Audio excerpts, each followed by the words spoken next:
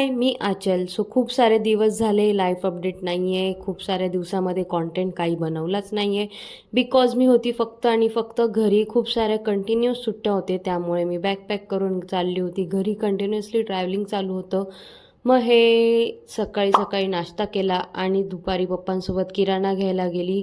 काही दिवसामध्ये आमच्या घरी आहे पूजा, दरवर्षी असते. हे 4थं वर्ष आहे, त्यामुळे 2 मोठ्या पिशव्या भरून किराणा आणला आणि येताना नाश्ता पाहिजे म्हणून, पेटपूजा म्हणून वडापाव घेऊन आलो. येताना संध्याकाळच झाली होती, त्यामुळे नाश्ता केला आणि हिला माहीत नाही काय जोक सुचला होता आणि हसता हसता उठून निघून गेली.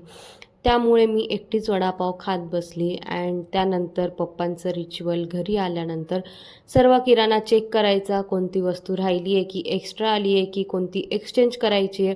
हे बघता बघता 4 ते 5 वस्तू अशा निघाल्या ज्या एक्सचेंज करायच्या होत्या. मग आम्ही सर्व लिस्ट चेक केली आणि त्याच नंतर लगेच मम्मीने हाती लागी सगळे डबे आणून दिले की सामान पण भरून ठेवा, कारण काम जास्त आहे आणि दिवस कमी उरलेत. त्यानंतर लगेचच पप्पांसोबत गेली दळण घेऊन. जशी लाईफ साथ देत नाही आहे तशी या गोणीच्या दोरीने सुद्धा साथ सोडली तिची. आणि शेवटी मी गोणी पप्पांकडेच दिली आणि गिरणीवर जाऊन समजलं की उशीर झाला आहे, आज काही दळण भेटणार नाही. त्यावर मम्मीची रिॲक्शन काही अशी होती. सो मम्मीचं वाक्य हे असेल, बाप्पा आले एवढं लवकर, बघा